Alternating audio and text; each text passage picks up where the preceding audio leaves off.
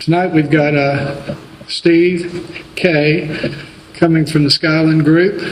Had the opportunity of hearing his story a few weeks back at another clubhouse, and I really want to hear it again because there was a lot to learn, and he's agreed to come share with us, and I'm so happy that he's here.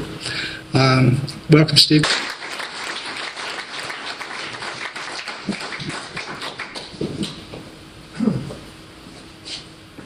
I'm Steve, and I'm an alcoholic. Let me get a few things organized here.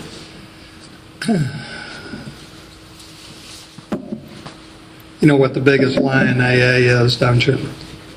I'm going to only talk about recovery tonight. You know I'm not going to finish talking about drinking until 5 till 9 if I had to say that. So, I'm Steve, I'm an alcoholic. And over the years, I've become a very spiritual speaker. So I always like to start out with a story that talks about spirituality. It's a little cute story that you'll relate to my drinking. There's this school teacher, and she goes to her first day of class. And she wants to get to know some of the students. You know, they're new to her. She doesn't know them. She's new to town. And so she says, I'd like y'all to talk about something that's happened to you and relate it to some principle or moral or something like that. And so this one girl raised her hand. She says, I think I got it. She says, I'm a farmer's daughter, and my dad took me out to the hen house, and we had this basket, and we were putting eggs in it. About 3 or 4 fell out. She said, well, what's the moral of that story? She said, well, don't put all your eggs in one basket. She goes, oh, okay, got it. That's very good. Second one's little girl raised her hand and said, well, almost same thing happened to me. I went with my daddy out to the hen house, and there was 4 eggs, and he said, tomorrow morning, there'll be 4 chickens there. And they come in the morning, and there's only 3 chickens there.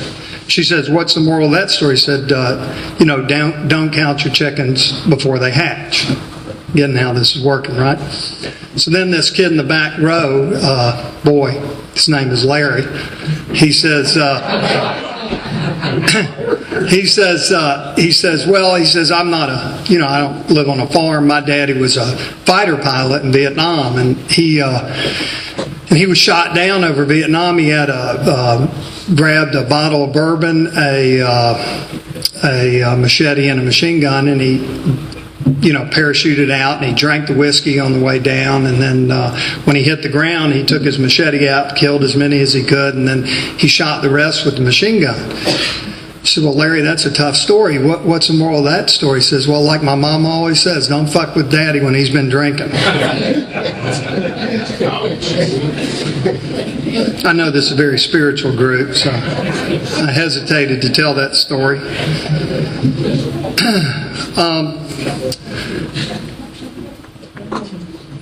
I love that story. I can't help myself. My sobriety date is September 21st, 1983, and I'm grateful for that. I am married to Kim, who's here tonight.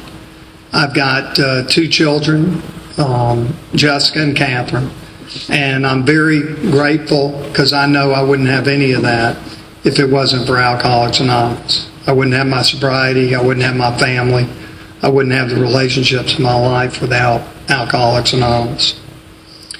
And I like to practice that gratitude that many of y'all do. But the reason I'm here tonight is to talk about how I got here, and then what it was like when I got here, and what it's like today. I grew up in for most of y'all are going to know this, I grew up in an alcoholic home. You don't end up with a father in AA 4 years in front of you unless you grew up in a drunk house.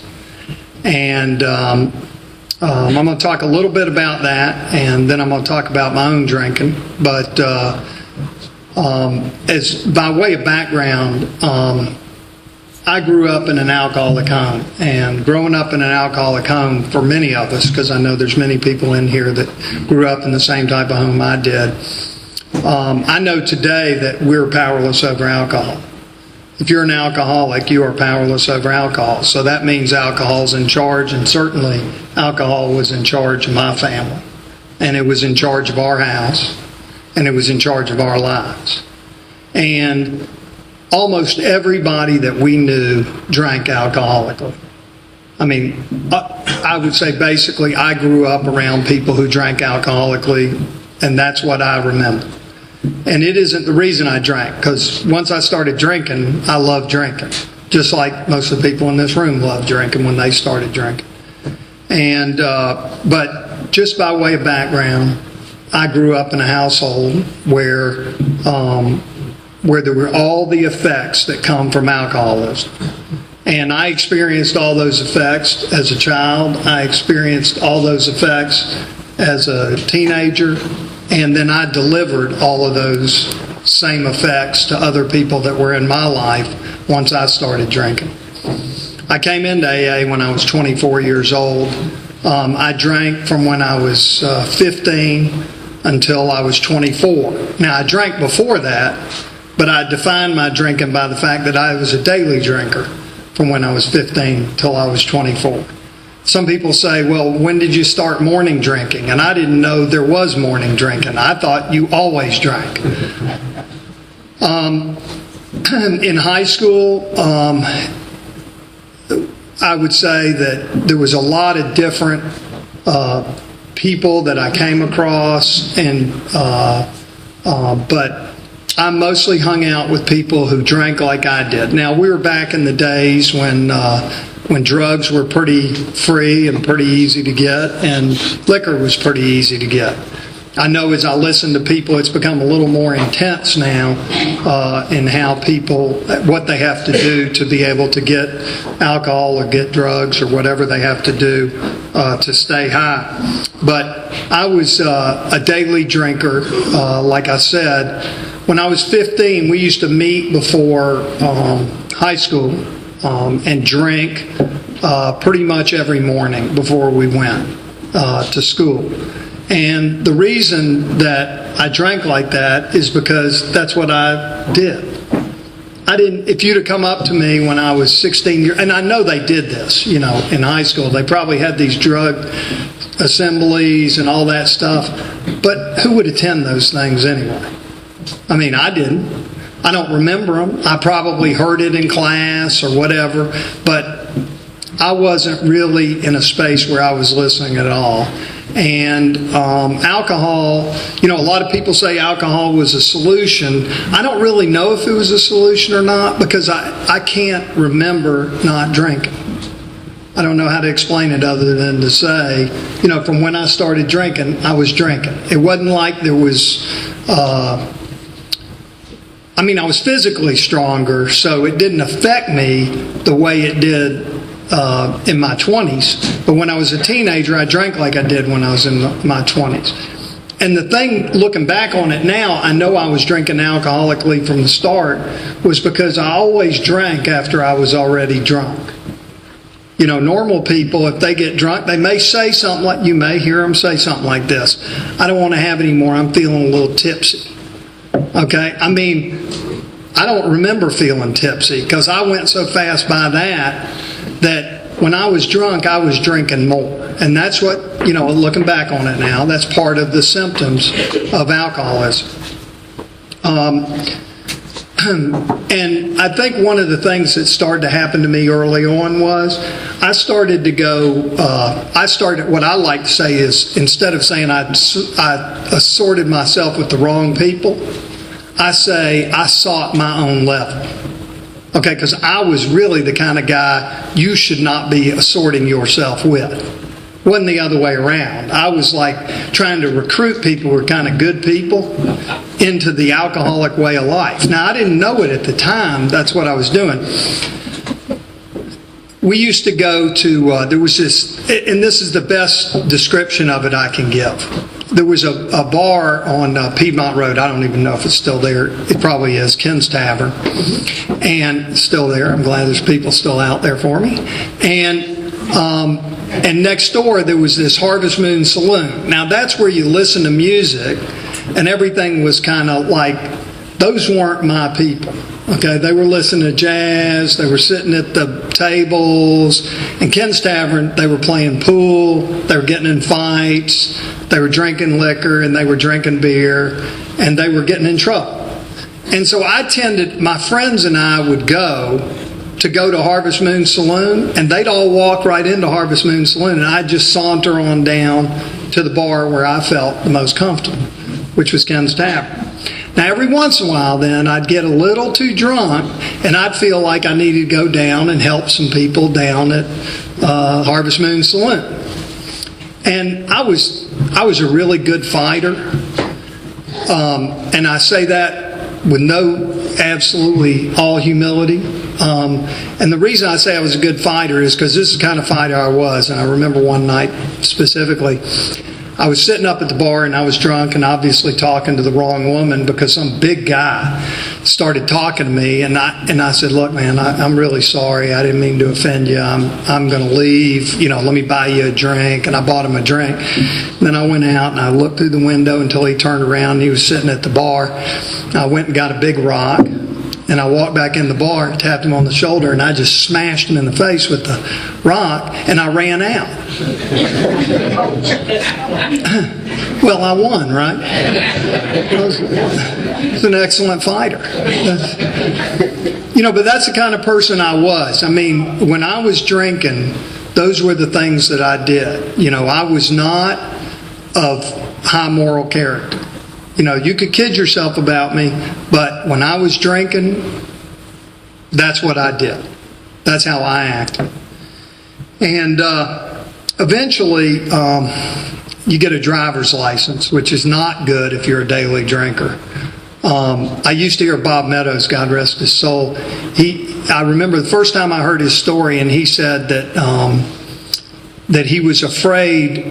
He was drinking and driving so much and getting caught that he was afraid. So instead of quitting drinking, of course, he quit driving.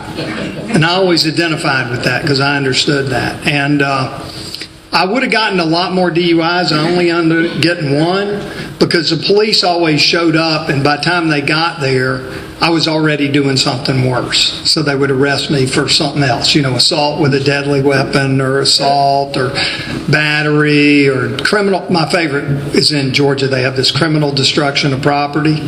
I don't know. Has anybody else been arrested for criminal destruction of property? Okay, I got a couple. Usually don't get many of those, but and there's actually 3 degrees of that, and I've been arrested for all 3 degrees, so that's not good. But anyway, I had, I think, totaled 8 car wrecks in various people's cars. And one night, actually, after sobriety, me and Kim and a friend of ours named Marshall were driving, and we totaled up how many cars we had wrecked between the 3 of us. And we knew some insurance agent was sleeping well because he knew that only one of us could drive if we were all driving together. So I went to, and then after high school, I got in plenty of trouble. And then after high school, I said, well, I'm going to go to University of Georgia. So at that time, it was a very hard school, and there wasn't much partying going on there. Okay? That I participated in.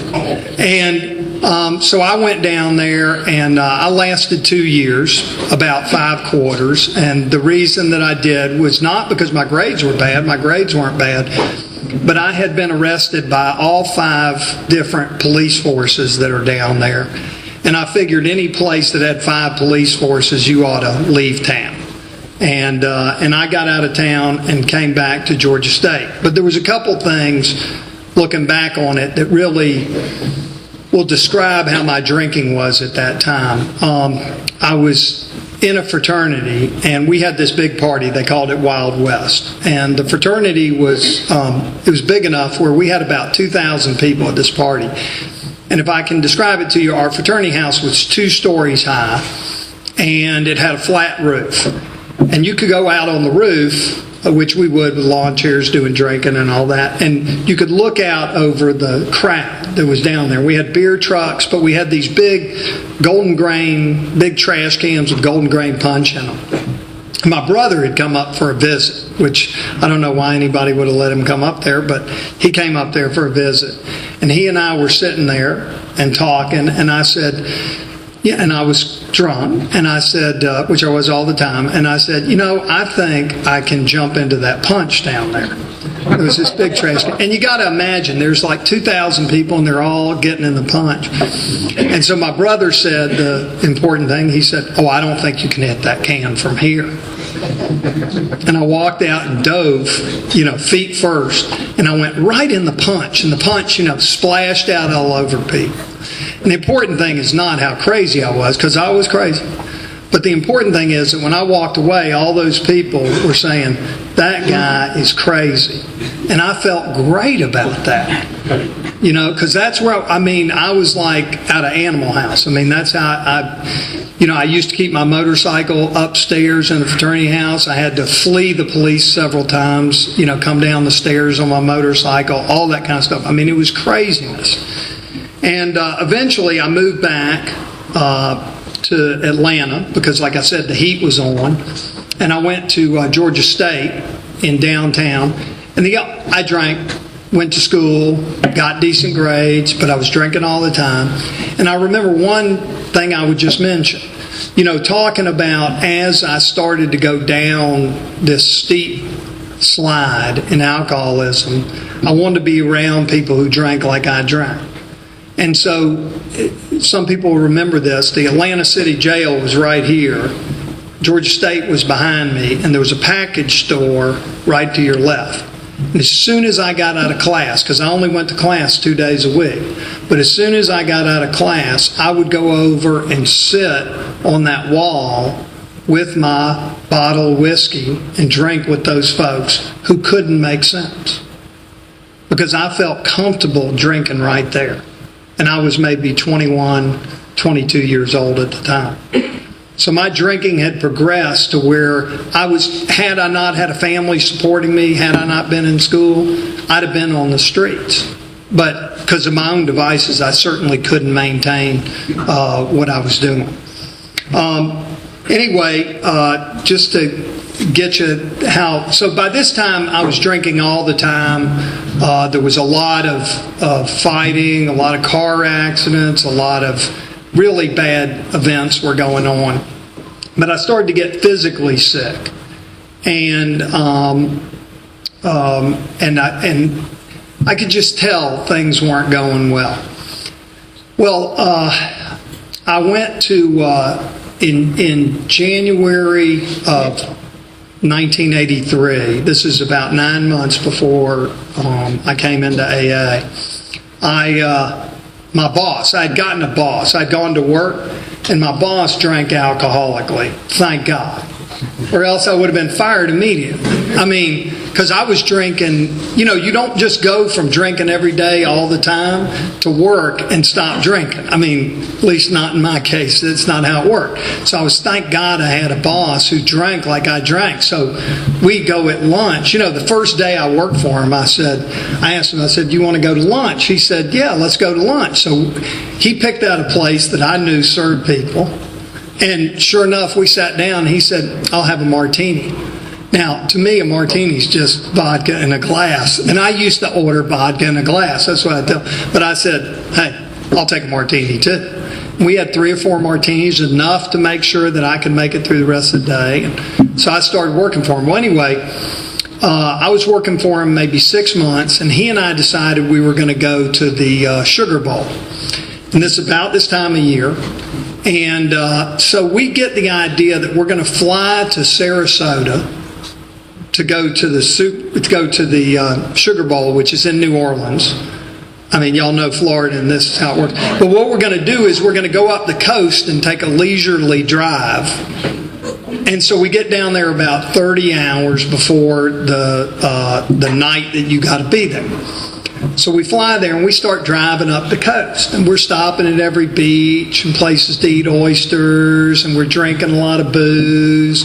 And we get all the way up to New Orleans. It takes us like, I don't know, should have taken us like 12 hours or something, or 14 hours. It took us like 23 or 24 hours because we had to stop to drink and eat a lot. And so we get up there, and so we get a place at the Marriott, which we had already gotten. And me and there was these 4 girls that were there. Now, they were not girlfriends. They were drinking buddies of mine. And so I introduced my boss to my drinking buddies. And at about 4 o'clock in the morning, one of the events that started to drive me to AA happened. I was walking down the hall, and I used to have this drinking outfit. I don't know how many of y'all had drinking outfits, but I used to, when I started to drink, and I was like drinking a lot, this is like 40 hours after I started drinking, I would always end up in boxer shorts, one of those wife beater t-shirts, you know what I'm talking about, with the little strips, and a bandana around my head, and I thought I was good looking. And I would wear flip-flops too. Forgot those. And so I was walking down the hall, and there was this really attractive woman that I needed to talk to. And she was standing right in the hall. Here it is, the Marriott. I'm saying, look, somebody's delivering this woman for me. This is great. I'm talking to her. And, now I'm about 20 pounds heavier, bloated. I mean, if you'd asked me then, I was looking good. So I start talking to her, and I don't really notice out of the corner of my eye, she's got her boyfriend standing right there with her, and I don't really notice him. So he whacks me in the face with a bottle of liquor right across the nose, and blood starts spewing everywhere. And these 4 girls that I used to drink with, they come running out of the room, and I'm telling you, I wasn't much of a fighter, but those women, they whipped his ass. I mean, they damn put it on him. Well, anyway, they finally dragged me down to Charity Hospital. And I'll never forget it to this day because, getting your face blown up. So the doctor, 2 things happened. The doctor is, they cleaned me all up, and the doctor's got me on the gurney. And I'm very lucky because there's a plastic surgeon, they do kind of volunteer work. He happens to be there, so he's going to sew up my face. I mean, it's all the way through. And he says, look, son, I'm going to have to put a bunch of stitches in your face. I need to know how much you've been drinking. And, with policemen, it's 2 beers. You know that automatically. But with a doctor, you got to kind of tell him. So I'm trying to put it into drinks that he would understand. I'm doing the math in my head. Now, you got to remember, by now, it's like 45 hours, 42 of which I've been drinking. And so I'm trying to add up all the drinks, and near as I can tell. So I say to the guy, I think I've had about 100 drinks. And he looked at me shocked, and I was like, well, I told him the truth. I don't know what he's looking at. And he said, well, then I'm going to just give you a local. And he put 27 stitches in my face using local anesthetic. And I don't remember feeling anything while he was sewing me up. I was so drunk.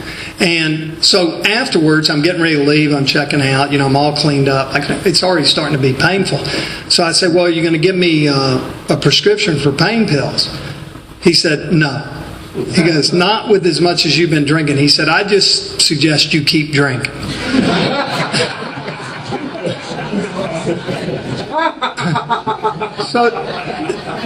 So I went by McDonald's, got some straws, and I started drinking bourbon out of a straw the next morning. Now that, to me, is alcoholic insanity.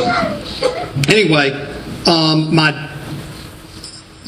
like I said, I was having physical problems. So I went to my doctor, and my doctor said, hey, you're starting to have heart problems. You're starting to, I don't know what's going on with your pulse rate, with your blood pressure. There's some enzymes here. How much are you drinking? Now, I've already told y'all how much I drank. So I say, what words that come out of my mouth is 2 6-packs. So I'm about to tell him 2 6-packs a day. And he says, which is a lie anyway, but I'm about to tell him 2 6-packs. I figured that'll give him the idea. And he says, 2 6-packs a week. Oh my God, you're drinking. I said, thank God I didn't tell him. He'd driven crazy. So anyway, So I stopped drinking for 10 days, of which I had a drink in the middle of it. But I promised him, and my blood pressure started coming down, my pulse rate, all the stuff you would expect to see if somebody's drinking too much, and just stop. I stopped for 10 days, but as soon as he told me I could drink again, man, I was out of there, and I drank for 30 more days.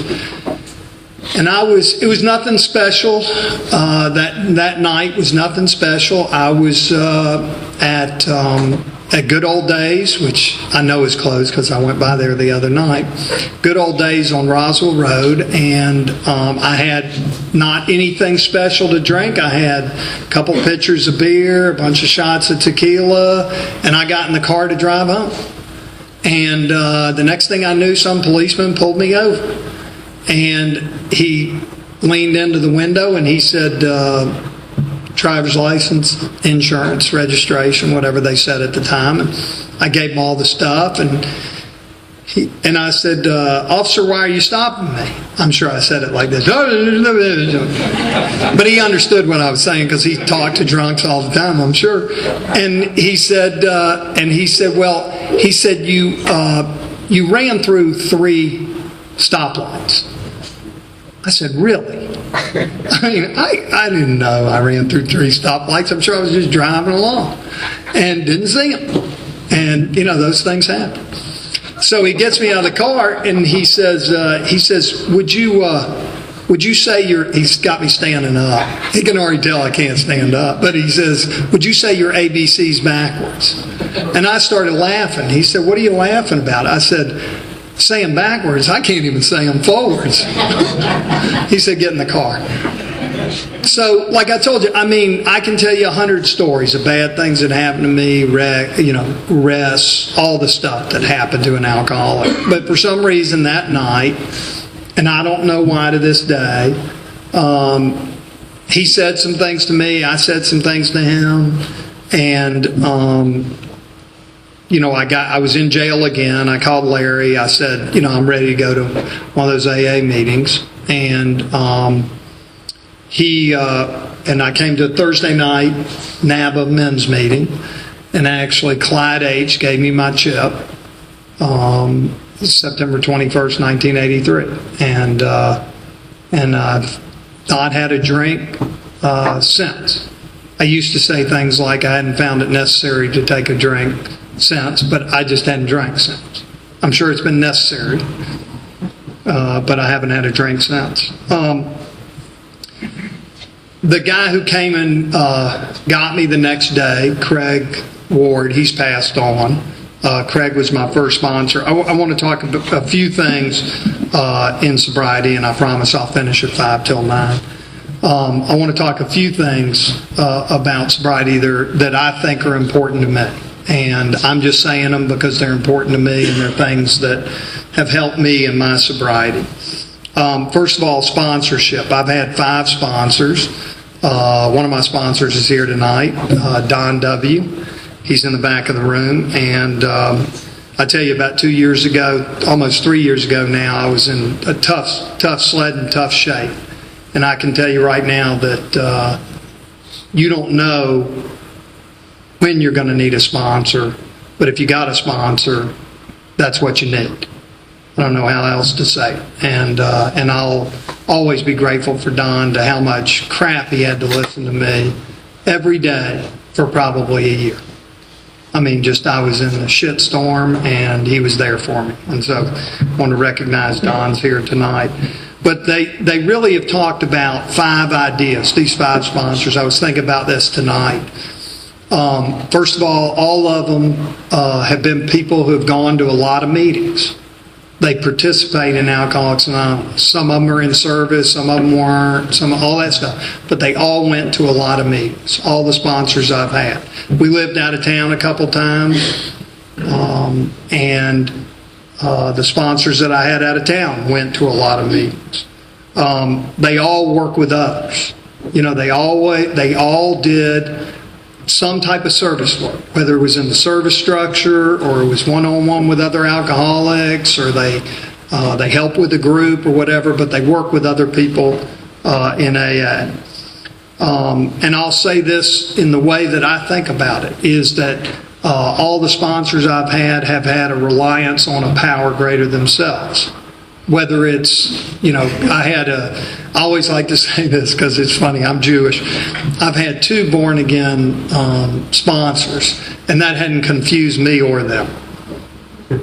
But they've all had a reliance on a power greater than themselves, whether it was AA or whether it was a God of their understanding.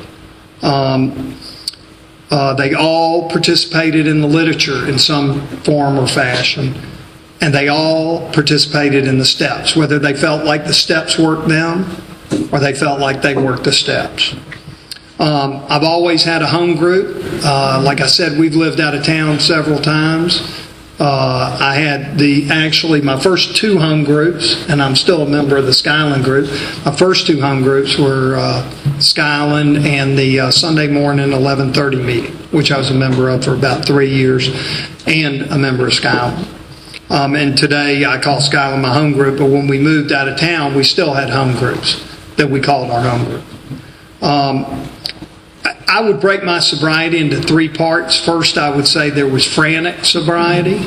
And for a lot of y'all, frantic sobriety doesn't last very long, but for me, it lasted like 10 years. Okay? And let me tell you what that looks like. That's when I'm helping you, whether you want help or not. Okay? Like if I spot you, like you need some help, I'm going to track you down and help you. Okay? And I had sponsorees. I had lots of sponsorees. That's not what I called them at the time. And I got confused between working the steps and lawn work. Like I used to think it was good to have sponsorees do your lawn work. And I used to tell them that's service work, is doing our lawn. And I would sit out in my lawn. I'm telling it like it was. I used to sit out in my lawn chair with a cup of coffee and watch my sponsorees do lawn work at my house and talk to me. And if you think I was listening to them, I wasn't listening to them. I was trying to get them to do my lawn work. But somehow they stayed sober, and so did I.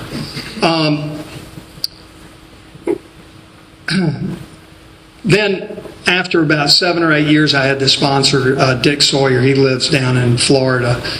And Dick told me, one night he walked up to me, he goes, "I really like how you're working the steps, Steve." And I said, "Thanks, Dick." He said, "We'd like you to work on some of the defects that are bothering us, just not the ones that are bothering you." But I didn't relent. I still made it 10 more years. Bill R., who comes here quite often, Bill told me when I had 90 days, and we had a funny conversation. I had 90 days. I was at the men's retreat. He said, "Klinger, you're in good shape in AA." And I said, "Really?" I said, "Why?" And he said, "Because you can stay sober on ego alone for 20 years. I know I did it." And he said, "You're looking like you're going to want to do it." And I saw him, after I had about 22 or 23 years, I said, "You were wrong." He said, "You're right, it's more." Anyway, then I would say that I had what I'll call is living in society. And this is like the married, children, career, and it's one thing when you're in AA a long time, because remember, like the big book was written after 4 years. People didn't have a long time in sobriety when they wrote the big book. I learned so much from other people that are in sobriety a long time. Not everybody who's in sobriety a long time has what I want. That's not what I'm saying. I mean, there are some people that are in AA that, I can tell you right now, I don't want, what they got, and I stay away from them. Okay? I don't give a shit how long they got in sobriety. Okay? But the people that I see them, they have contentment, they have happiness, they have what we call in another program that I go to, the priceless gift of serenity. They get it in a certain way, and I try and follow those things that they do. And several years ago, I had a wake-up call in sobriety, and I was about 24 years sober.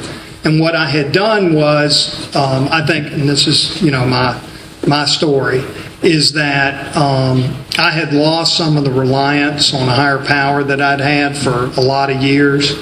I'd kind of had a lot of success, business success, family success, a lot of things that had gone my way.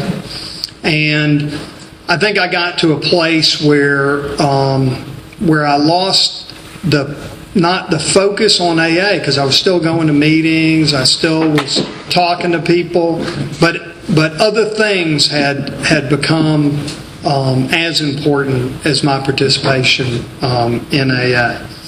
And I was very fortunate that I knew that Alcoholics Anonymous was here for me. Now, I never stopped going to meetings. I never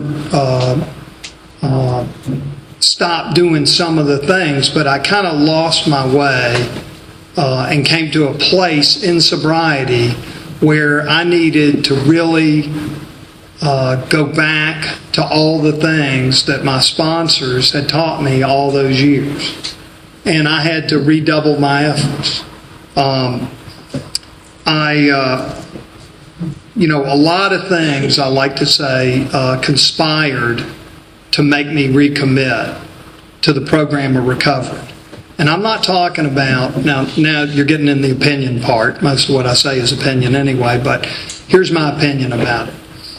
I come to Alcoholics Anonymous, and I can come for one of two reasons. I can come for relief, which I will get, or I can come here for recovery, which I have to go get. For me, I spent a lot of years getting relief in Alcoholics Anonymous. As things from the outside world, the common sense things, how are you doing? How does it look? All those things got in the way of me really needing to focus my efforts on the spiritual program that we have in Alcoholics Anonymous. So I did a lot of things. I recommitted to a sponsorship relationship.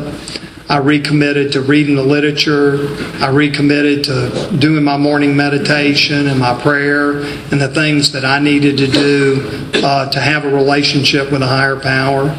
I recommitted to my family and to my relationship with my wife and my children. I recommitted to the people that I worked with instead of the job that I did. And those things, and I look back on it, and it was extraordinarily painful to change my attitude about those things. And it was extraordinarily tough for me to move in a different direction. But from my standpoint, the results have been the things that I talked about earlier. The priceless gift of serenity, which is so hard to get. The loving relationships that I have today. Nothing's perfect. Nothing ever is. But the commitment of people rather than things. The commitment to Alcoholics Anonymous. The ability to have a relationship with a God of my understanding and that relationship as I define it. There's so many things that I have learned in sobriety about myself and about how I stay sober and about what I need to do to have the life that I want to live. And it comes really in so many different ways. It comes from, I heard a speaker here, a 545 speaker spoke at Jackie's birthday, I think it was, and the guy said, he said, "Why don't you give out strokes instead of pokes?" I don't know why I heard it, but that little thing, so I ask myself these questions. When I do my inventory, I ask myself these questions. Am I going up to people after the meeting or before the meeting and ask them how they're doing and listening to them, especially if they're new? Am I in my home group? Am I talking to people about what's going on with them? Am I trying to give of myself? Okay. My inventories were much different than that. They were not what can I do for you, it was more what can I do for me. And look, I'm not, after 27 years of sobriety, the only wisdom that's been imparted on me has been that Alcoholics Anonymous is the place that I have to come to recover. Thank y'all.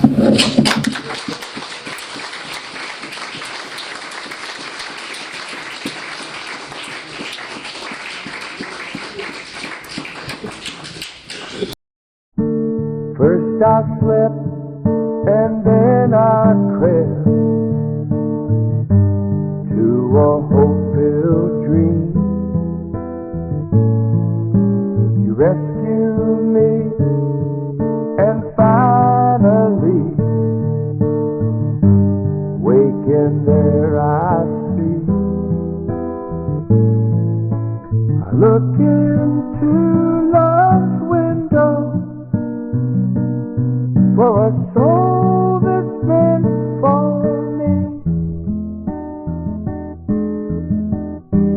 Takes me where the promises are real.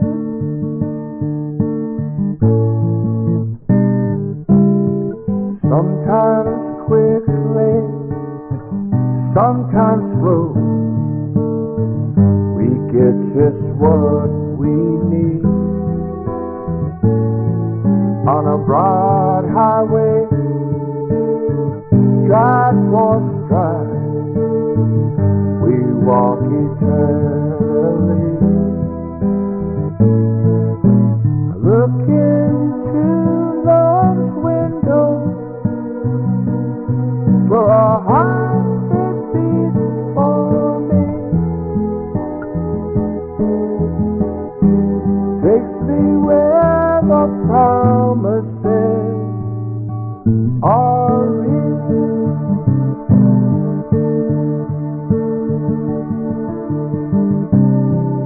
And I always long